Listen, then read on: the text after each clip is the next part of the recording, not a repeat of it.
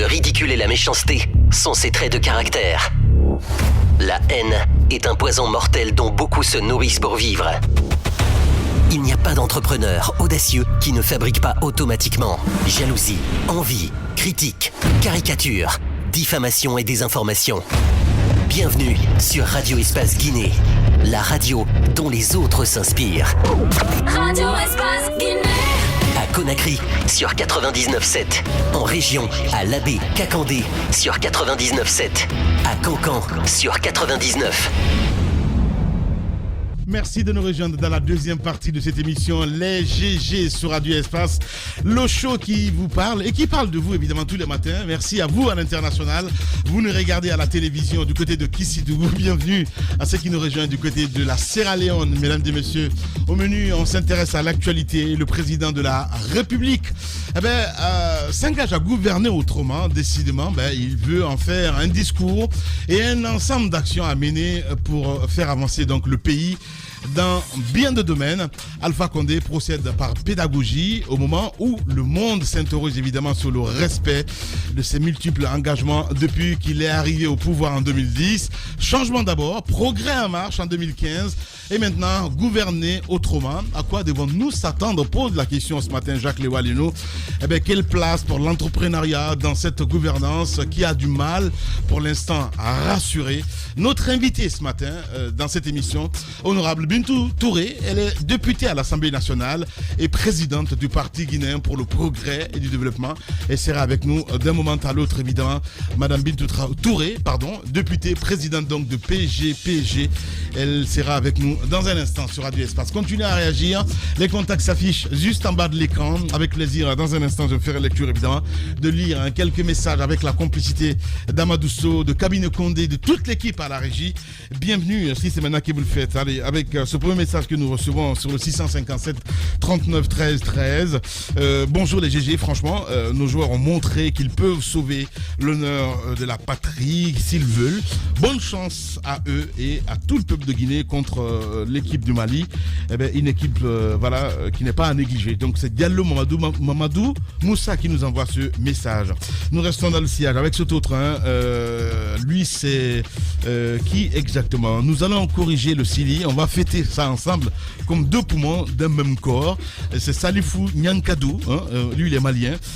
Il nous envoie ce message. On reste avec cet autre message qui nous parvient. Bonjour les GG, félicitations au Sili local.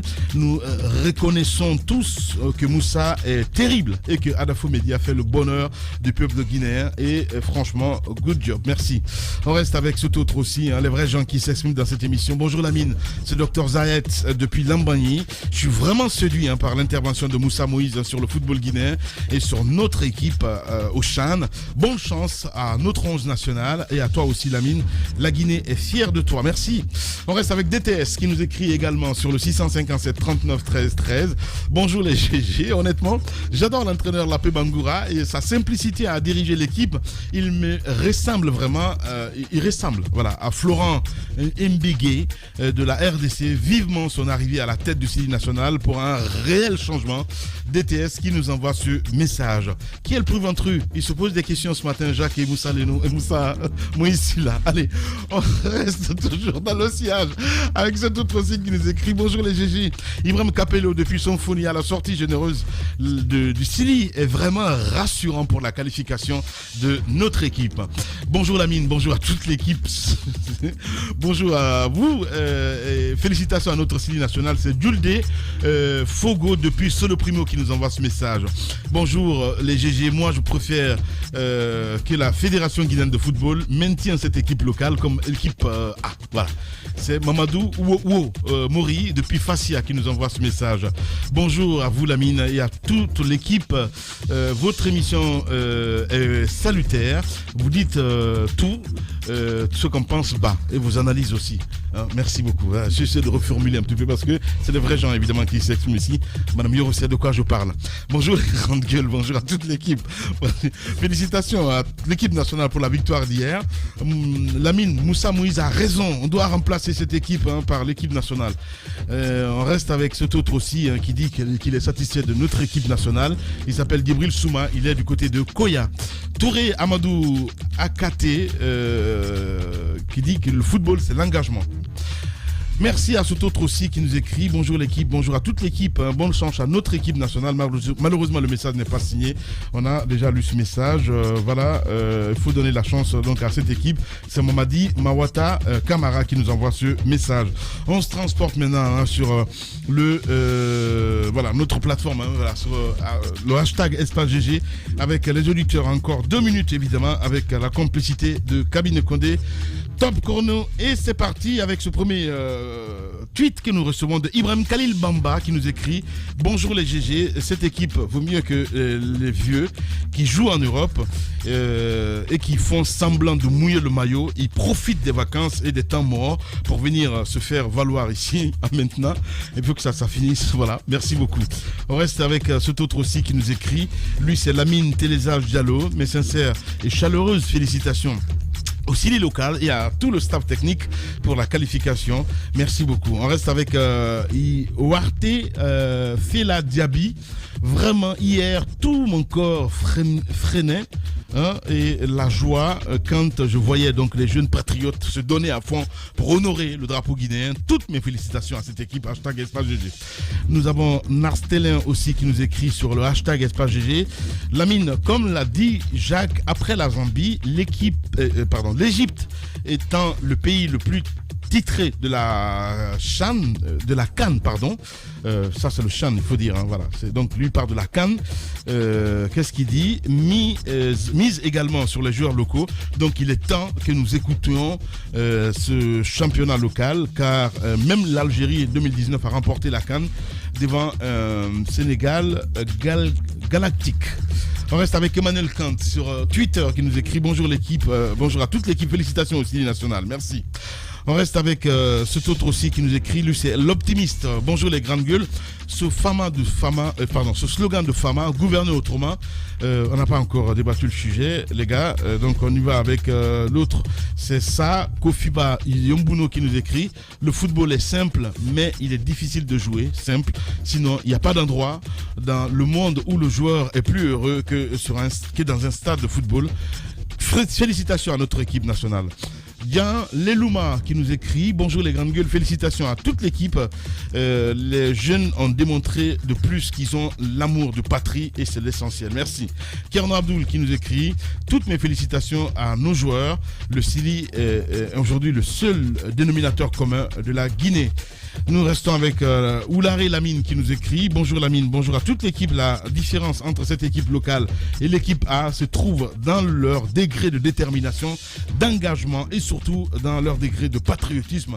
Je suis l'interview du latéral gauche, Diorobo, qui dit qu'il est prêt à mourir. On reste avec Abdramadaya Sissé, voilà, c'est difficile à prononcer le prénom. Bonjour les grandes gueules, bonjour à toute l'équipe. Le Sili, mais ils auront en demi-finale des académiciens maliens qui n'ont pas appris le football dans la rue. Bonne chance aux aigles du Mali contre son autre poumon, la Guinée. Soyons fair play. Voilà, je comprends maintenant pourquoi son prénom est bizarre comme ça, parce que c'est un Malien, mon cher Moussa. Je suis désolé. Allez, on reste avec cet autre aussi qui nous écrit. Lui, c'est Sissé Mohamed. Bonjour Lamine, bonjour à toute l'équipe. Lamine, c'est vrai que la Guinée est dure, mais nous avons la radio Espace qui nous donne de l'espoir tous les jours et le Sili national qui nous rassemble des fois. Sissé Mohamed qui nous envoie ce message. Oh là, c'est gentil. Merci à vous tous à l'international. Nous avons Moria Kaba aussi qui nous écrit: cette équipe de Sili a d'énormes qualités et de talent. C'est un groupe solide et homogène qu'il faut bien encadrer. Grâce à leur mental d'acier, ils redonnent l'espoir à une nation en panne et à un peuple meurtri par des conflits politiques. Nous nous reconnaissons tous en Sili et sommes tous avec eux. Que Dieu bénisse la Guinée. Un dernier pour la route, c'est Alpha Moussa Makadiabi qui nous écrit: bonjour Lamine, bonjour à toute l'équipe. Je me demande dans quel état les joueurs du Sili A regardent les prestations de ces gamins. Il faut encadrer donc ces jeunes et les protéger par tous les moyens contre les sorciers. Oh là là, c'est pas possible. Mes encouragements donc aux mécènes, y compris toi Lamine. Merci beaucoup. Allez, on va continuer Moussa avec évidemment ton enquête en ce qui concerne évidemment le prix du pain. C'est bien ça. Vous consommez du pain ou pas? Oui. de temps en temps. Je ne suis pas vraiment un consommateur d'accord. Régulier. Je comprends. Moi, c'est le thé. Ah, le thé, ok. Ouais. Mais rien ne remplace le pain, Lamine. J'ai bien compris ça, mais je ne suis pas consommateur, Moussa. D'accord. Bien. Vous savez, le ministre, donc, Big Up, a fait son travail, a proposé à sa hiérarchie une structure des prix de la farine et du pain qui obéit donc à une certaine normalité. Parce que la composition du prix tient compte de l'augmentation de la tonne du blé à l'international et tout. Donc, dans les conditions normales, s'il avait été appuyé par sa hiérarchie, le sac de la farine aurait été vendu sur le marché guinéen à 285 000 francs guinéens. Et il aurait eu une augmentation substantielle de 500 francs guinéens sur la petite baguette. Donc, il allait passer de 1500 à 2000. Sur la grande baguette, de 3000 à 3500. Madame Yoro parlait du poids, là. Oui, ça je reviens sur cela. Oui. Alors, quand il finit ce travail et que le président de la République, pour sauvegarder un tout petit peu les ressorts de son pouvoir, il tape du poing sur la table et dit non, personne n'augmente, vous n'augmentez absolument rien. Les industriels se font le devoir de l'inviter à regarder ce qui se passe du côté du Sénégal, ce qui se passe du côté de la Côte d'Ivoire. Lorsque du côté du Sénégal, on vend le même sac de blé, et il faut signaler que la Guinée a le nec plus ultra en termes de qualité de farine par rapport aux autres pays. La Guinée est devant. Parce que les pays où on achète, il y a la Russie, il y a la France, mais il y a aussi l'Allemagne. Voilà, donc ce que nous avons, également, ce que nous avons, c'est vraiment une bonne qualité. Alors, lorsque le président dit vous n'augmentez rien et que du côté du Sénégal, le sac est vendu, le même sac, le même kilogramme, 50 kilos, est vendu à 330 000 francs guinéens. Du côté de la Côte d'Ivoire, le même sac est vendu à 358 000 francs guinéens, alors qu'on nous dise qui est-ce qu'on enrichit. Quel est l'État qui fait la promotion de son secteur privé, qui tient compte de l'évolution de son secteur privé? On a vu beaucoup d'États qui font de l'interventionnisme, d'ailleurs dénoncé par certains pays, mais ils n'acceptent pas que leur unité industrielle tombe dans la déchéance et que les usines ferment. On a vu le cas de Poutine du côté de la Russie. On a vu l'État mettre la main à la poche pour redresser des unités industrielles. Chez nous, en dépit de l'existence de tous ces facteurs, de la hausse, de la tendance haussière à l'international sur le prix du blé, chez nous, on impose aux industriels à vendre jusqu'à ce jour le sac à 245 000. Ils le font alors que sur le terrain, le prix du pain a déjà augmenté. C'est-à-dire que c'est une réalité de facto qui existe. Sur le terrain, il y a déjà eu cette augmentation de 500 francs. C'est-à-dire que les boulangers, ils n'écoutent pas les décrets, ils n'écoutent pas ce que le président dit, ils ne suivent pas la télé. Ils ont augmenté 500 francs dessus. Les industriels qui sont un peu plus proches du président, vous vous rappelez de M. Saliou Diallo, Sonoko, son discours devant le président quand il lui parlait français, le président dit non, on ne tutoie pas un président. Il dit je ne connais pas comment dire. Donc c'est des gens qui sont venus de très loin. Il a vendu du pain depuis au temps où on utilisait la monnaie comme le cili pour arriver là où il est aujourd'hui. Et ce ne sont pas des gens qui sont nés avec des diamants dans la poche. Dans la bouche. Non, là, ils ne sont pas tombés comme ça. Ils ne sont pas nés dans un château, pour reprendre le thème de Mastadji. Ils ont utilisé un peu leur connaissance sur le terrain et ils ont bénéficié de l'accompagnement des banques. Ce ne sont pas des richards comme ça qui sont tombés du ciel. Ils ont des prêts au niveau des banques. Lorsque vous leur dites vendez à 245 000 francs guinéens, vous les tuez à petit feu. Alors que sur le terrain, le prix a déjà augmenté. Ils perdent par mois, à cause de cette imposition présidentielle, ils perdent par mois 10 à 15 milliards de francs guinéens. C'est-à-dire que dans les 5... Ce que je dis, eux, ils savent de quoi je parle. Parce qu'il y a un danger en termes d'emploi, il y a un danger en termes de fourniture. Parce que ce qui compte, ce n'est pas que l'augmentation de 500 francs, c'est l'existence et l'accessibilité à cette denrée de première nécessité. Si ça vient à manquer, la situation va encore être pire.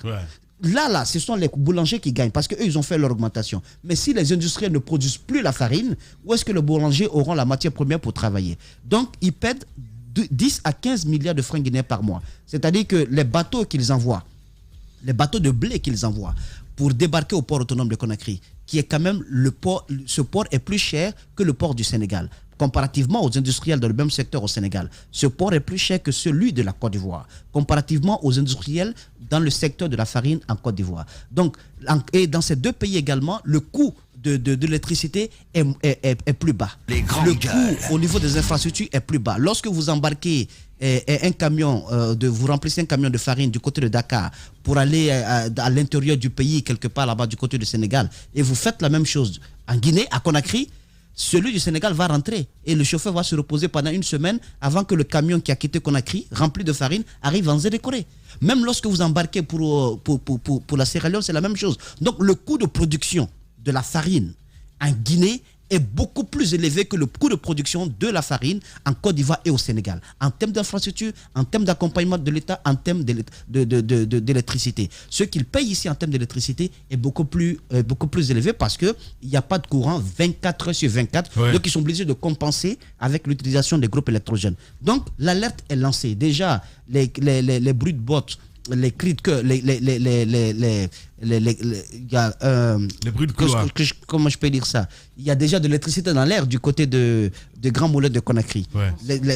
Ils ont déposé un préavis de grève par rapport à certaines conditions. Parce qu'ils demandent certains équipements, ils demandent également des primes. Mais bon sang de bon Dieu, si on laisse ces industriels mourir, ces travailleurs-là, qui va les employer? Vous voulez faire la promotion du secteur privé? Il y a des réalités que vous ne maîtrisez pas. La Guinée ne maîtrise pas le prix du blé. La Guinée ne maîtrise pas le prix du pétrole à l'international, du carburant à l'international. Ça a augmenté. Vous rencontrez les professionnels, vous réajustez les prix pour ne pas que vos unités industrielles meurent. Je donne l'exemple de la Sierra Leone. À un moment donné, il y a une crise liée à la farine à Sierra Leone. Vous vous rappelez de la visite du président sierra-léonais ici? Il est même parti visiter le moulin d'Afrique, Sonoko. Oui. Alors, il y avait un problème du côté de la Sierra Leone. Ça chauffait de ce côté-là. Quand il est venu, il a rencontré son président, il a rencontré son homologue, le président Alpha Condé. Il a fallu donc un accord non écrit pour que les camions soient remplis de farine depuis les moulins d'Afrique pour aller ravitailler la Sierra Leone. C'est ce qui a évité à la Sierra Leone une certaine crise. À cause de ce geste de Sonoko, l'entreprise guinéenne, donc l'unité industrielle, le moulin d'Afrique de Sonoko, avait réussi à avoir un pied sur le marché sierra-léonais. Ils avaient même commencé à être leaders sur le marché sierra-léonais. Qu'est-ce qui se passe? On ferme les frontières avec ce pays. La Sierra Leone va-t-elle attendre que la Guinée rouvre les frontières pour qu'elle puisse s'approvisionner en blé, en farine? Non, la Sierra Leone va trouver d'autres moyens. On fait la même chose avec le Sénégal, en fermant la frontière avec ce pays. La Guinée avant, c'était elle qui fournissait la pomme de terre au Sénégal. Mais aujourd'hui, renseignez-vous, le Sénégal a un type de pomme de terre beaucoup plus riche que celui qui est produit en Guinée. Parce qu'on leur a appris à être autonome, à être indépendant, en fermant ainsi les frontières. C'est ce qui s'est passé avec les Juifs. Donc, quand vous fermez les portes au marché où vous approvisionnez les gens, eh bien, ces gens-là vont trouver le moyen de subsister indépendamment de votre aide. Donc, à ce jour, il y a péril en la demeure. Les industriels, vous ne pouvez pas les rencontrer, vous ne pouvez pas leur donner la parole. Quand vous demandez à M. Salio Sonoko de parler, il ne peut pas parler parce que, voilà, ils soutiennent le président de la République et dans sa politique d'accompagnement en faveur des plus démunis, mais il l'accompagne sur beaucoup d'autres plans dont on ne peut pas parler ici. Donc, ils ne peuvent pas aller à l'encontre de l'injonction qu'il a donnée. Ouais. C'est-à-dire, ils préfèrent... si ce n'est pas respecté sur le terrain aujourd'hui. Oui, ils préfèrent courir le risque que leur unité industrielle ferme que de désobéir au président Alpha Condé. Ouais. Alors, le risque qui est encouru, c'est que des travailleurs vont se retrouver dans la rue et c'est une crise sociale qui va naître. Parce que s'il n'y a pas de farine, il n'y aura pas de pain dans les boulangeries et il risque d'avoir d'énormes soucis. Alors, l'information que tu nous as donnée ce matin, donc les pertes, en tout cas au mois, s'élèvent à entre 10 à 15 milliards de francs guinéens. Donc, dans les 2 prochains mois, vous verrez, les unités industrielles ne pourront plus faire accoster au port de Conakry les navires remplis de blé. Bien. Et s'il n'y a pas de blé, il n'y a pas de pain. Et s'il n'y a pas de pain, il n'y a pas de paix. Moussa. Je pense que la nouvelle ministre du Commerce, je crois bien en ses capacités managériales, elle pourra peut-être, à mon avis, elle pourra, avec l'appui également de la secrétaire générale, qui est aussi une femme, donc il y a 2 femmes au niveau du ministère du Commerce, ces 2 dames-là, puisque le président Alpha Condé dit que ce que femme veut, Dieu le veut, j'espère que ces 2 dames vont pouvoir réussir à lui faire comprendre le danger que la Guinée court et les risques que nos différentes unités industrielles courent en ce moment-là. Moussa Moïse Silla, les GG continuent sur Espace. Les journalistes accoucheurs de vérités diverses, pertinents et rusés, sans langue de bois. cultivée, nécessaire pour des journalistes. Les grandes gueules, des personnalités acquises par le travail, ce qui leur donne poids et légitimité à interviewer tout le monde. L'épopée des grandes gueules ou le socle de la liberté d'expression en Guinée depuis plus de 10 ans. Tous les matins, vous avez accès à cette émission. Merci à vous qui nous regardez à la télévision du côté de Mamou. Vous écoutez les grandes gueules là aussi, évidemment, sur Fraternité FM, entre autres. Merci à ceux qui nous rejoignent sur Bambou FM à Farana. Le président de la République s'engage à gouverner autrement. Décidément, il vient en faire donc un discours et un ensemble d'actions à mener pour faire avancer le pays dans bien de domaines. On en parle ce matin avec notre invité, mesdames et messieurs, vous le voyez à l'écran évidemment. Une première, non, c'est pas une première, c'est bien sûr la présidente du parti guinéen pour le progrès et le développement, honorable Bintou Touré, députée donc à l'Assemblée nationale. Elle est notre invitée ce matin. Bienvenue, madame, bienvenue, bonjour. Bonjour les grandes gueules. Bienvenue. Lamine, je ne sais pas si c'est parce que je suis devenu député que tu biffes Madame Yansane. C'est pas du Pour tout. ajouter Madame Yansane. Non mais c'est Jacques en fait, voilà, c'est un peu ça. Madame Yansane. Comment ça va ce matin? Ça va. Très bien, ça va. Très heureux de vous retrouver. J'allais tutoyer. C'est partagé. Ouais. Merci de me recevoir. Comment ça va? Bonne année, on peut se permettre de dire. Voilà. Oui. J'allais commencer par ça. Voilà. Souhaiter bonne année. Ouais. Beaucoup de courage, assez de volonté et beaucoup d'ingéniosité pour affronter les intempéries du temps. Merci. Non, j'avais pas compris. Ça existe. Évidemment. Donc, félicitations et continuez. Vous êtes des lions. Ça va Merci. aller. Merci beaucoup. Alors, comment vous commencez, on va dire, la 4e République? Comment ça commence chez vous? Bon, c'est vrai que j'ai écouté avec beaucoup d'attention l'adresse à la nation du chef de l'État, comme tout bon Guinéen.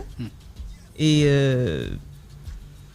ce discours, j'en retiens quelques volets. Je retiens l'amélioration du cadre de vie, je retiens les chantiers, les grands chantiers ouverts pour la jeunesse, notamment la création de 100 000 entreprises, la création d'un fonds d'investissement, ensuite la restructuration de l'administration et surtout l'intensification du contrôle et de l'audit. Même si ces ambitions sont énormes, même si le discours il est plus ou moins élogieux, moi je reste sur ma réserve. Je suis perplexe. Perplexe, je suis plus ou moins déçu parce que je m'attendais à un discours focus sur la technicité, sur des chiffres, parce que c'est une république qui a changé, les acteurs n'ont pas changé. Et dès que j'ai fini d'écouter le discours, j'ai quand même fait le parallèle avec le document intitulé Plan national de développement économique et social, le PNDS. Tout ce que le président de la République a décliné se trouve dans ce PNDS. Dans le PNDS, on tient compte de la réforme de l'État et de la modernisation de l'administration. On tient compte de la stratégie de développement du secteur privé. On tient compte de la stratégie d'assainissement des finances publiques. On tient compte de la stratégie accélérée de la nutrition et tout ce qui est développement agricole. De la création d'entreprises. De la création d'entreprises. Donc, on tient compte de tout ça. Pour moi, le discours du président de la République, son premier discours là, ça allait être focus vraiment sur une organisation pour faire une revue à mi-parcours de ce PNDS. Parce que le PNDS, ça doit être jusqu'en 2021. Non, jusqu'en 2020. C'est 2016-2020. Voilà. Mais il se trouve aujourd'hui que le PNDS reste le document focus, le document cadre pour la République de Guinée. Donc, on aurait dû faire une revue à mi-parcours de ce PNDS pour savoir qu'est-ce qui a marché, qu'est-ce qui n'a pas marché, qu'est-ce que les Guinéens attendent. Et ça lui aurait permis de donner des objectifs clairs, précis et mesurables aux différents départements sectoriels. Et sans oublier que le PNDS, dans son élaboration, a pris compte de la vision 2020 de la CEDEAO, de la vision 2063 de l'Union africaine et de la vision de l'horizon 2030 des objectifs du développement durable. Donc c'est un gros document qui aurait même dû être qui aurait même dû faire l'amorce de la Guinée émergente, comme on le dit au Sénégal, plan Sénégal émergent. C'est dit là-dedans, c'est clair. Donc moi, je m'attendais à un discours technique, professionnelle, qui soit et chiffrée, comme ça se fait ailleurs. Mais très malheureusement, je trouve que c'est une redondance, c'est une répétition, c'est un perpétuel recommencement et la population attend. Voilà. Madame Bintou Touré, Madame Yassane, évidemment présidente donc du parti PG. Notre invité ce matin, on va essayer de décrypter l'actualité avec vous parce qu'on a quelques extraits ici évidemment de cette adresse à la nation du président. Il parle d'amélioration de cadre de vie et la lutte contre la corruption. On écoute le président Condé. L'aménagement de la ville, au cadre de vie, notamment dans notre capitale. Mais la question qui nous interpelle le plus et tous, c'est d'apporter des réponses concrètes et innovantes aux ensembles de nos jeunes et des femmes au cœur de nos préoccupations et des politiques publiques. Mes chers compatriotes, je mesure l'ampleur et l'urgence de tous les défis auxquels notre pays se trouve confronté. En priorité, une attention particulière sera accordée à des piliers essentiels d'une gouvernance vertueuse, à savoir la restructuration de l'administration qui comporte la lutte contre la corruption, les malversations financières et des détournements des deniers publics, la réforme du système judiciaire, la réforme des mécanismes de passation des marchés et contrats publics de l'État.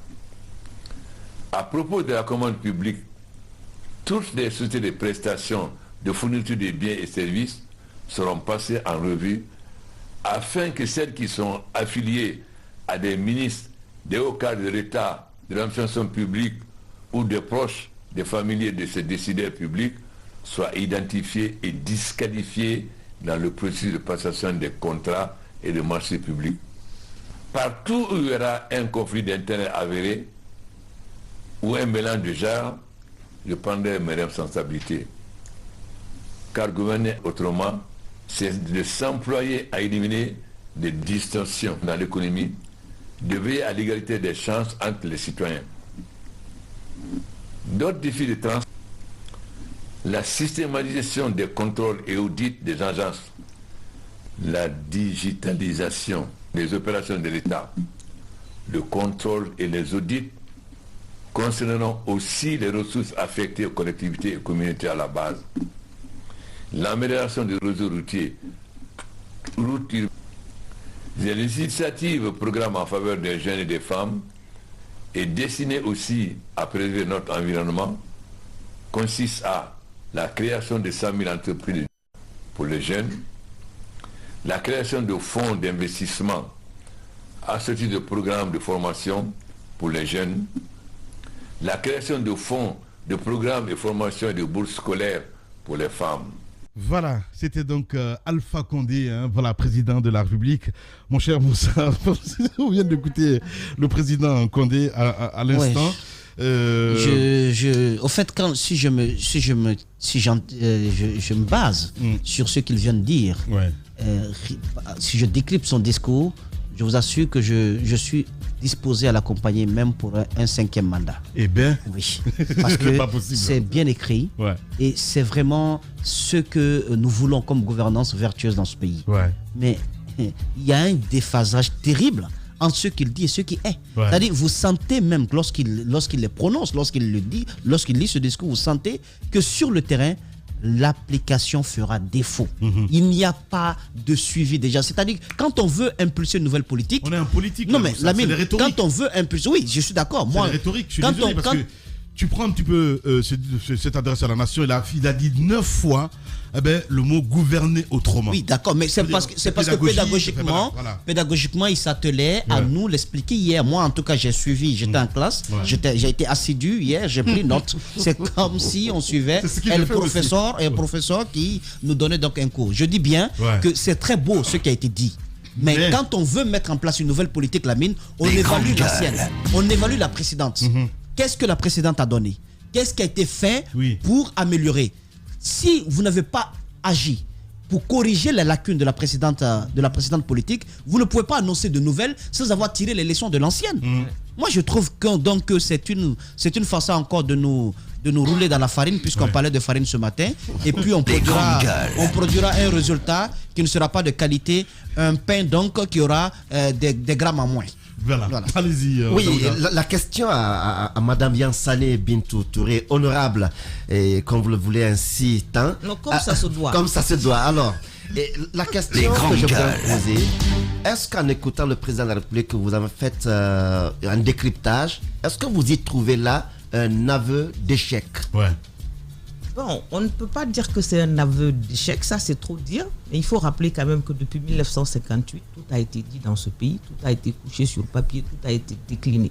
On n'a fait que parler. C'est vrai qu'il y a eu des changements positifs, il ne faut pas le nier. Oui. Mais ce qui reste clair, on sait tous que les problèmes qui assaillent les populations guinéennes, c'est les problèmes d'ordre, en fait c'est les problèmes politiques, c'est institutionnel, c'est sociaux, c'est environnementaux, c'est voilà. Donc c'est pour cela que je dis que c'est une redondance, c'est une répétition. J'ai l'impression qu'il a dit autre temps, autre mœurs. C'est dans la normalité en fait. En fait, voilà, on se retrouve dans le même process en fait. Il n'y a rien de, comme il vient de le dire, c'est un cours magistral.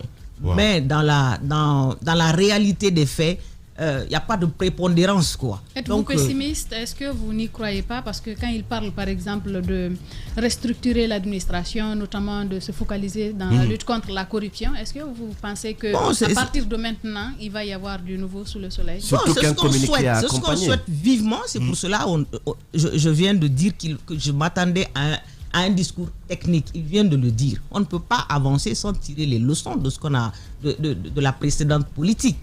Donc j'essaye, je suis quelqu'un qui accorde le bénéfice du doute, même par rapport au troisième mandat jusqu'à la dernière minute. Moi je lui ai accordé le bénéfice du doute par rapport à ses anciens discours, à tout ce qu'il disait. Donc je lui accorde le bénéfice du doute. Ce qui reste clair, le peuple de Guinée attend. On attend les résultats.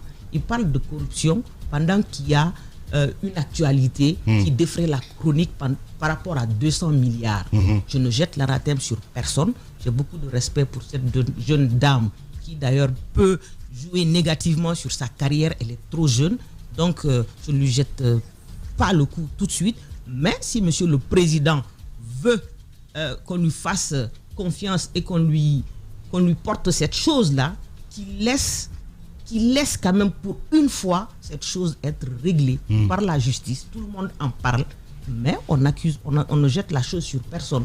Donc voilà déjà un élément qui est sur la table, un truc qui défraie la chronique. Il pourrait nous donner par exemple un résultat par rapport à ça. Êtes-vous de ceux-là qui ont pensé que cette dame n'aurait pas dû être reconduite? Bon, après moi, je n'ai aucune qualité pour porter des jugements de valeur par rapport à la qualité ou au niveau de quelqu'un. Le président de la République a des prérogatives constitutionnelles. Il nomme et révoque qui il veut. Et après, moi, je ne suis pas choqué. Peut-être que je peux aborder ça rapidement. Je ne suis pas choqué par la nomination des membres du gouvernement. Je vous dis, s'il y avait le revers de la médaille par rapport au troisième mandat, ces gens-là, ils auraient eu assez de problèmes ici. Ils ont mouillé le maillot.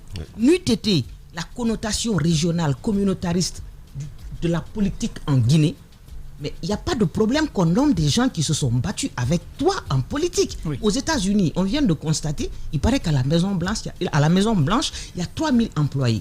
Mais il n'y aura que des démocrates. C'est parce qu'ils ont la chance d'avoir deux camps, républicains et démocrates. Mais ici, vu que c'est coloré, quand tu es président de la République, si tu es Peul, voilà, tu nommes que des Peuls. Si tu es Malinké, tu nommeras que des Malinké, ainsi de suite. C'est ce qui fait la difficulté de la politique en République de Guinée. Sinon, je ne suis pas choqué que le président de la République nomme les partisans pour le cas de Zénab, peut-être. Voilà, j'en viens. Voilà. Je dis ça. J'ai commencé par ça. Je dis ça défraie la chronique pour une fois, pour qu'on lui fasse confiance, pour qu'on comprenne qu'il prendra des mesures cette fois-ci. Mais voilà un sujet qu'il peut laisser quand même, qu'on peut décanter rapidement au niveau de la justice. C'est ce que je suis en train de dire. Donc, voilà, c'est mon point de vue. Je veux juste signaler que la question de la lutte contre la corruption revient beaucoup dans le discours du président de la République. En tout cas, il donne l'impression qu'il veut en faire l'une de ses priorités. Mais quand on regarde, par exemple, l'indice de perception de la corruption publié par Transparency International pour l'année 2020, nous nous rendons compte que la Guinée est classée au 32e rang sur 54 pays qui ont été évalués sur le continent africain. Oui. Vous avez des pays comme la Sierra Leone qui nous dépassent. Vous avez des pays comme le Mali qui sont devant nous. Même le Gabon est devant nous. Vous avez des pays comme la Tanzanie, la Gambie, qui nous dépassent, la Namibie. Et puis nous dépassons des pays pour lesquels on ne peut pas tirer de gloire. Quand vous êtes devant un pays comme le Soudan, Moussa. Vous ne pouvez pas être très... Non, mais l'ami, je vous dis la vérité. C'est-à-dire que quand vous êtes devant un pays comme le Soudan, vous êtes devant un pays comme la Somalie, vous êtes devant un pays comme la Somalie, comme l'Érythrée, les Comores, je me dis qu'on n'a aucune gloire à tirer de là. En matière de lutte contre la corruption, qu'est-ce que le président peut faire, honorable député? Qu'est-ce qui peut être impulsé? Le cas des Zénab, je trouve que c'est une goutte d'eau dans l'océan de la corruption dans ce pays-là. Qu'est-ce qui peut être fait au niveau institutionnel, au niveau judiciaire, parce que le ton est donné par lui. Bon, après déjà, je crois qu'il y a des chiffres qui disent déjà qu'il y a une perte de 400 milliards. Si 500. 400 milliards, 500 de pertes avec cette histoire de corruption. Mais ce qui reste, ce que je vais dire par rapport à ça, pour qu'on lutte contre la corruption, je crois que les textes sont clairs là-dessus. En Guinée, tout est bien rédigé, tout est bien décliné. Ce qui fait défaut, vous venez de le dire, c'est l'application de nos textes. Appliquons la loi par rapport aux corrompus et aux corrupteurs.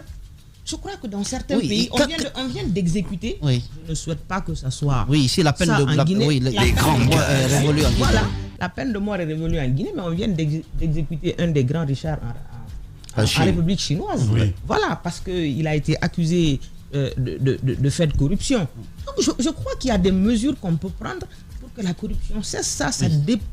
Ça dépend vraiment de la rigueur, de la volonté politique, de la volonté politique, de la prestance, de la rigueur que le président lui-même. Est-ce qu'aujourd'hui le problème est fondamentalement au niveau du chef de l'État plutôt qu'au niveau de son premier ministre? Parce que lui aussi, quand il a été nommé, il s'était fixé comme objectif la lutte contre la corruption. Si on fait aujourd'hui l'évaluation, on se rend compte que rien pratiquement n'a été fait à part les 2 directeurs de régie qu'on avait montré à la face du monde comme étant des corrompus. Écoutez, il faut pas qu'on se leurre. Et moi, monsieur le Premier ministre, j'ai beaucoup de respect pour lui. Et moi, je l'appelle le premier des ministres. Donc, aisément, le problème, c'est au niveau du président de la République. On sait qu'en Guinée, en Afrique et particulièrement en Guinée, la population a la culture du chef a dit. Bien, le chef a fait. Dès qu'il dit...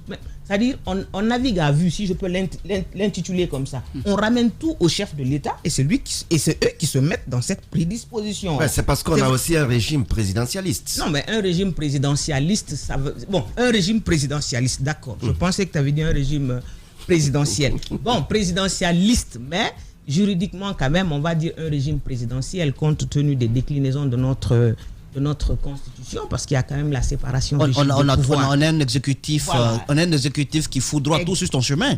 Et le judiciaire, le législatif, dans la pratique, mais dans le respect des textes qui nous régissent, moi je dirais un régime présidentiel, parce que dans notre constitution, il y a la séparation rigide des pouvoirs, même si dans l'applicabilité, on voit... séparation. Bon, je dis pas soi-disant, dans la constitution, c'est ça. C'est ce qui est séparation. Noir sur blanc. Voilà, mais ce qui compte, c'est la pratique. Les grandes gueules. Mais dans la pratique, la pratique fait défaut. Allez, voilà. on va continuer à décrypter cette actualité. Regardez cette image à la télévision. Quand on prend le point 4, où il dit les initiatives et programmes en faveur des jeunes et des femmes destinés donc aussi à préserver notre environnement consiste à la création de 100 000 entreprises pour les jeunes, la création du fonds d'investissement assorti de programmes de formation pour les jeunes, la création de fonds de programmes de formation et de bourses scolaires pour les femmes, le lancement de programmes de reboisement, la planification au niveau national de ramassage de déchets recyclables, la mise en place d'unités de production d'énergie propre. Ça vous parle ou pas du tout? Ça me parle, sauf que les dernières déclinaisons sont des activités à mener. Je ne vois pas ça en termes de programme. Je vois ça en termes d'activités. C'est-à-dire qu'il y a un programme global, on décline des projets dedans, après il y a des activités à mener. Par contre, quand il parle de création de 100 000 emplois. Non, je dis les dernières... Moussa parlait tout à l'heure je pense que les dernières déclinaisons, reboisement, je trouve que c'est des activités. Maintenant, les premières déclinaisons, la création de 100 000 emplois, entreprises. Voilà. Moi, je voudrais dire ici à Monsieur le Président de la République, avec tout le respect que je dois à son autorité, que le problème n'est pas là. Le problème, c'est au niveau de l'employabilité des jeunes. L'employabilité des jeunes est différente de l'emploi. L'emploi, c'est le bout du tunnel, c'est ce qui est recherché. Mais l'employabilité, c'est l'ensemble de toutes les de certaines combinaisons qui amènent le jeune à trouver de l'emploi, à maintenir cet emploi, à progresser dans sa carrière. En un mot, c'est toutes les compétences. Donc la formation. Non, c'est toutes les compétences, toutes les aptitudes et toute l'expérience que le jeune a pour pouvoir être compétitif sur le marché de l'emploi. Est-ce que nos institutions universitaires, est-ce que le ministère, est-ce que l'exécutif en général inculque à nos jeunes ce potentiel ou ces valeurs? C'est là la question. Mais est-ce que les deux éléments ne sont pas complémentaires? Non, les deux éléments ne sont pas complémentaires. Même si la formation est là, si on n'a pas où chercher le boulot. Non, en fait, quand on peut créer 100 000 entreprises, mais quand on fait une analyse de la faiblesse de notre économie, on comprend tout de suite qu'elle a des lacunes à pouvoir créer assez d'emplois. Et quand tu fais une analyse du système éducatif guinéen, le faible niveau de formation, comment on appelle ça, l'inadéquation formation-emploi, je crois qu'il faut régler le problème en amont avant de créer des entreprises. Ça ne sert à rien de créer des entreprises. Oui, parce qu'on peut créer des entreprises et importer des employés. Et c'est ce qui est dangereux. Nous sommes quand même des Guinéens. On ne peut pas créer des entreprises. Ça va créer un problème là. Je me rappelle quand ils ont dit qu'ils allaient arrêter l'importation des véhicules qui ont 10 ans. 8 ans. Mais 8 ans, hein, qui ont 8 ans. Mais ça allait créer des problèmes parce que tout ce qui venait, c'était électronique. Vous avez vu quel jeune mécanicien qui connaît l'électronique ici? Ça allait créer un chômage. Non, dites-moi, je vais madame. finir. Oui, allez-y. Qu'est-ce que vous faites comme métier? Moi? Oui. Mais après, je suis honorable, madame Yansani. Non. C'est pas un métier. C'est pas un métier. Non, mais c'est ma fonction. Non, mais c'est quoi votre formation de base? C'est ma fonction. Il m'a dit métier. Oui. Votre formation de base. Justement, vous êtes. Je veux pas le dire ici. Pourquoi? C'est vous qui m'avez invité. C'est vrai, mais on n'a pas. Il fallait fouiller. On n'a pas. Vous n'avez pas fouillé. Madame. Parce que c'est madame Yansane qui Non, vient. non, Oui, madame. On sait quand même ce parcours à la jeunesse, au ministère de la jeunesse. C'est bien parce que la mine est touchée certainement par votre éloquence. Non, mais qui c'est ça, demande je demande. cela. Justement, Il est touché. qu'est-ce que vous faites comme métier, madame? Je le connais. Moi, ça va. Quand même. Qu'est-ce que vous faites comme métier? Quand même. Comme métier? Oui. Eh bien, dis donc. La mine, on peut passer? Ok, passons. Il n'y a pas de problème. On va essayer de passer avec d'autres points. Je ne pas le dire maintenant. C'est à mon avis. Voilà. Je souhaite quand même mentionner que lorsqu'on veut créer 100 000 emplois, c'est-à-dire qu'on crée dans le pays un environnement propice à l'investissement. On garantit l'investissement. On garantit ceux qui mettent un franc dans le développement de ce pays-là. Mais combien de jeunes aujourd'hui sont... Justement, c'est pour ça que j'ai posé la question, en fait. Bon, j'en viens. Oui. Vous savez, le jeune déjà... Vous avez trouvé? Le jeune, oui, pour avoir passé quelques... C'est vrai que je ne suis pas spécialiste des questions d'emploi de jeunes, mais pour avoir passé quelques années au ministère de la Jeunesse et de l'Emploi des Jeunes, je peux donner quand même un aperçu général là-dessus. Le jeune déjà...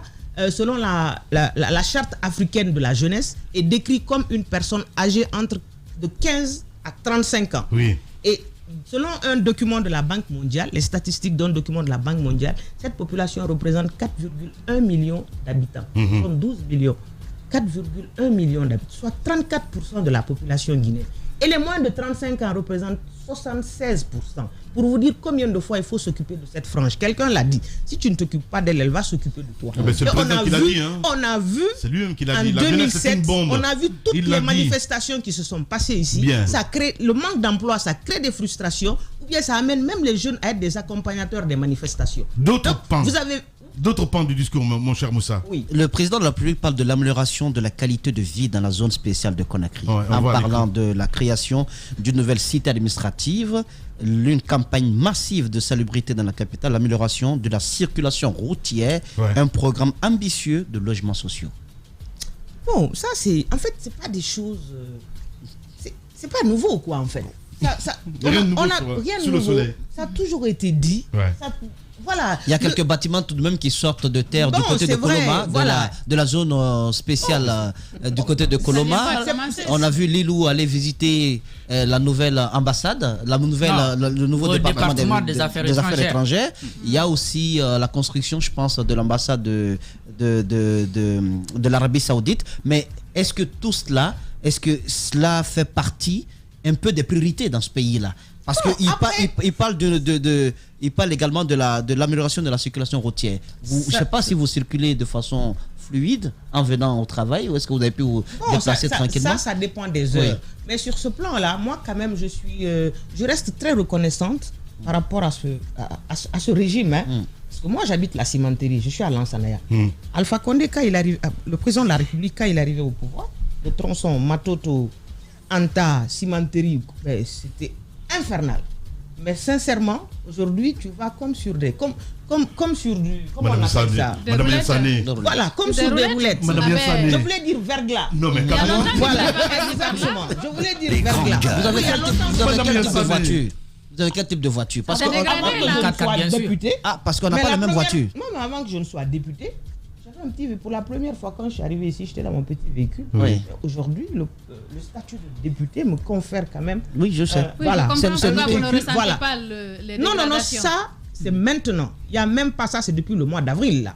Depuis le mois d'avril. Mais ce que je vous dis, en tas de chez moi, en ville, bon, je veux dire à Kisoso, vraiment, ça a complètement changé.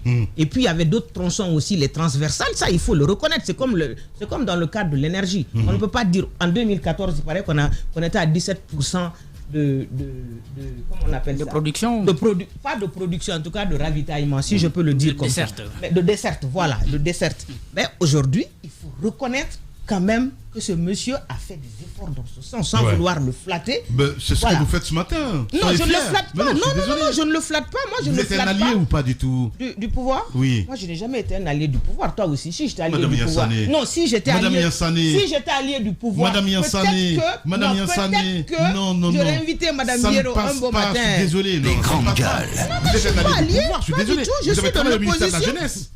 J'ai créé le parti politique quand j'étais au ministère de la Jeunesse. Ben Bien sûr, 10 ans, pendant 10 ans. Oui. Mais le président a trouvé que moi j'étais au ministère de la Jeunesse, c'est pas lui qui m'a nommé. Il a quand même renouvelé sa confiance à travers les ministres Moustapha Naïté, Banta Masso. Voilà, donc à Istokera, j'étais là depuis Istokera. Djaouné, voilà, Alpha Condé, bon, j'aime pas dire Alpha Condé, le président de la République m'a trouvé là. Non, moi je suis très respectueuse de nos valeurs. Non, ça mais c'est on n'a pas dit le important. contraire. C'est le président de la République. Je l'appelle monsieur le président de la République parce qu'on ne sait jamais, peut-être que je peux me retrouver de l'autre côté. Non, sur le perron glacé de Séoturea. On peut même l'appeler papa, puisqu'on est conservateur dans ce papi. Papa. Souvent il est différent de papa. Voilà, moi j'ai dit papa. Papi, ça te vaudra une convocation. Voilà, papi est différent de papa. La question des logements sociaux. La question des logements sociaux, madame. La question des logements sociaux. La casse est partout. Oui. On démolit des habitations appartenant à de pauvres citoyens, alors qu'ils ne poussent pas de terre des bâtiments pour ces mêmes pauvres-là. Pas de logements sociaux et les habitations sont détruites. Vous avez le cas de Kagbele, le cas de Koya. Je suis très sensible à ça, Oui. mais en amont, la terre appartient à l'État. Il faut oser dire les choses. Ça, on le peut sait. t'exproprier pour cause d'utilité publique. Ah, mais là, c'est pas le cas. S'il vous plaît. Vous le savez. C'est le même État quand même qui donne s'il vous plaît. les documents. Non, mais attends. Oui, l'État est complice. On peut pas quand même. Non, mais s'il vous plaît. Allez-y. Je sais que l'État Les est grandes complice. gueules. On connaît le cas de Kapourouraï. Ouais. On connaît beaucoup de cas. On sait que l'État est complice. L'État est complice à la base. Ouais. Donc c'est un problème entier au niveau des fonctionnaires techniciens, au niveau du côté stratégique. Donc c'est un problème entier à régler. Mais ce qui reste clair, il y a quand même à tenir compte que ce sont des Guinéens qui n'ont pas assez de moyens et qui ont besoin d'être recasés. Et moi, ce qui me gêne beaucoup dedans, c'est que malgré que ces immeubles poussent, le Guinéen lambda ne peut pas se l'approprier. Justement, les vrais grands, c'est très important. Alors, notre question, c'est bien son engagement ou sa volonté aujourd'hui d'aller vers la réforme de l'administration. Ce n'est pas une nouveauté. Et un communiqué du ministre Ballot qui a suivi hier dans le journal télévisé de la RTG, qui vient avec ce communiqué. Désormais, pas de visite privée, pas de télé dans les bureaux. Et l'heure d'arrivée, c'est à 8h. Quelle marge de manœuvre pensez-vous qu'il est aujourd'hui pour une réelle réforme de l'administration? Ça va être compliqué parce qu'à la base, il n'y a pas de moyens de transport. Je vais vous revenir à 90% dans d'autres localités. À peine si on arrive à circuler. Pourquoi j'insiste un peu sur ça? Vous savez, tout de suite, vous avez dit que je le flattais. Non, moi, j'ai fait le tronçon Conakry-Sigiri. Quand j'étais là, je voyais sur le net, je voyais beaucoup de choses. Autant de naïté, la boue, quoi. Je ne dis pas pour flatter. Mais quand j'ai voyagé et que j'ai vu les travaux se réaliser, je dis, mais où est la communication gouvernementale? Le problème, c'est un problème de communication par rapport à beaucoup de projets. Donc, par rapport pour l'heure d'arriver au travail. Par rapport à la réforme, ça c'est élémentaire. Ça c'est le b.a.-ba. On ne doit pas faire un bruit. Ouais. Ça c'est le b.a.-ba. C'est le populisme, tout simplement. Voilà. Bon. Oui, bon, je le dis. D'accord. Je le dis parce que je pense. Venir à l'heure. Les grandes gueules. C'est vrai que le fonctionnaire n'est pas contractuel, comme on peut le dire, comme dans une entreprise privée, où il y a beaucoup plus de rigueur. Une question de conscience, une question de responsabilité. Le ministre n'a pas besoin de crier sous les toits sous tous les toits. Ça, c'est élémentaire, c'est le b.a.-ba. Allez-y, madame. Alors, madame Yansane, le président parle également de mettre en place une équipe restreinte, hautement qualifiée et pluridisciplinaire, mais à la présidence de la République, qui sera chargée de gérer, en tout cas de superviser en quelque sorte toutes les réformes engagées. Est-ce que ce n'est pas souvent là le problème? Parce que généralement, on met en place un ministre de la pêche, on met à la présidence un ministre conseiller chargé de la pêche. Très puissant. Est-ce que vous ne pensez pas que les gens vont se marcher sur les plates-bandes des uns des autres? C'est vrai qu'il y a déjà, quand il y a des structures qui se superposent, il y a déjà des conflits de compétences. Et ça crée des clans. Ouais. Ce qui crée des clans. Donc, moi, je me dis que le président a à avoir confiance en ses départements sectoriels, en tout cas en ses ministres sectoriels qui ont pour mission de concevoir, d'élaborer, de concevoir et de mettre en œuvre la politique nationale du gouvernement dans leur domaine concerné. Donc, je crois qu'il faut une certaine confiance en ces ministres. Ouais. C'est bien de créer une structure comme ça, mais il y a des inspecteurs d'État qui ont prêté serment de Dieu. Je me demande qu'est-ce qu'ils font comme travail. Je me demande qu'est-ce qu'ils font. C'est pour cela que je le rejoins quand il dit qu'on ne peut pas avancer sans faire une revue à mi-parcours. Il faut que le président aujourd'hui organise une retraite avec le Premier ministre ou bien le premier des ministres, parce que sincèrement, oui, quand on voit la nomination du gouvernement, on sent que le pauvre, il est là, il suit. C'est bien dommage. Si c'est des retraites, on en a vu. Non, avec, quand je dis retraite, non, avec peu de moyens. Oui, mais avec peu de moyens, pas une retraite, voilà quoi, avec faste. Mais même à la présidence là-bas, qu'on fasse une revue à mi-parcours de tous ces programmes, de tous ces projets, pour qu'on nous sorte quelque chose de concret. Une autre question aussi, vous êtes député, donc vous appartenez à une institution qui peut faire le contrôle. On parlait tout à l'heure de la lutte contre la corruption et peut-être même de beaucoup d'autres pratiques assimilées qui ne permettent pas à notre gouvernement de... Bon, après, comme on venait Est-ce qu'aujourd'hui, votre institution est capable de nous aider sur ce plan-là? Bon, nous, ce qu'on peut faire, vous savez, après, il ne faut pas confondre le rôle du législatif au rôle de l'exécutif. Là, je parle de votre rôle. C'est ce que je dis. Nous, ce qu'on peut, c'est de créer le cadre juridique pour que l'exécutif puisse s'y mouvoir. Vous pouvez aussi contrôler l'action gouvernementale. Mais bien sûr, on peut former des commissions d'enquête comme des commissions d'information. On peut même interpeller. Bon, quand je dis interpeller entre griffes, on peut demander à écouter un ministre comme ça se fait ailleurs. Alors quand on l'écoute, on prend des dispositions qui sied par rapport à ces différentes réformes et on prend une résolution si c'est nécessaire. Ça, c'est ce que vous pouvez faire. Voilà, c'est ce qu'on qu'allez-vous faire? Est-ce que parce que pour la lutte contre la corruption, je vous ai entendu, vous avez beaucoup dénoncé, comme nous autres d'ailleurs. Bien sûr. Est-ce qu'il y a des initiatives que vous comptez prendre dans ce sens pour le cas Zénab, qui est un cas réel, pour amener, n'est-ce pas, le président de la République à apporter la lumière là-dessus? Non, peut-être peut-être, sous la clairvoyance du président Damaro, je saisis l'opportunité pour le féliciter parce que qu'on l'aime ou pas, c'est un monsieur qui maîtrise son sujet, quoi. Bien. Il maîtrise son sujet. Voilà. Vous êtes dans un cadre convivial là-bas. Les locaux flambant neufs. Mais c'est tout à fait, tout à fait normal. Oui. C'est là où je le respecte. C'est ça un leader. C'est ça un Il leader. est venu en un laps de temps. Il a créé les conditions de travail nécessaires. Oui. Et voilà, c'est tout à fait normal. En ce moment-là, Voilà, après on va vous évaluer sur ce que vous avez produit en faveur du peuple de Guinée. On vous met dans les conditions avec nos moyens. On vous met dans les conditions qu'il faut. Qu'est-ce que vous faites en retour? C'est pas pour être complaisant devant le président qu'on vous prend en charge. On vous le concède. Voilà. Quand ça ne va pas, il faut vraiment jouer ce rôle. Mais c'est ce qu'on a fait. Vous avez vu dans un parlement monocolore de la sorte, un parlement. Je suis désolé, c'est pas un parlement monocolore. Vous ne pouvez pas lever le petit doigt là-bas, madame. On peut vous lever. ne pouvez pas. Bon, c'est vrai que lui, il a sa façon de gérer les débats. Mais en attendant, on est 114 députés. Chacun a droit à 5 minutes de parole. Calculez 5 minutes fois 114. Quel est le seul son de cloche dissonant qui est passé au Parlement là? Voilà. Allez, la réponse, c'est dans un instant. Chez les GG, nous pensons comme JMJ. Dire la vérité. La vérité, qu'elle plaise ou qu'elle blesse, est une pertinente attitude de sagesse. Le journalisme est la plus grande aventure humaine car il est mission, passion, vision, interrogation, immersion, quête de vérité et conquête d'objectivité. Écoutez les GG tous les matins sur Radio Espace en simultané sur Espace TV, Espace Région Bokeh, Labé, Zérékoré, Kindia sur 99.7, Cancan sur 99. Les grandes gueules sur Espace ou la messe des sans-voix.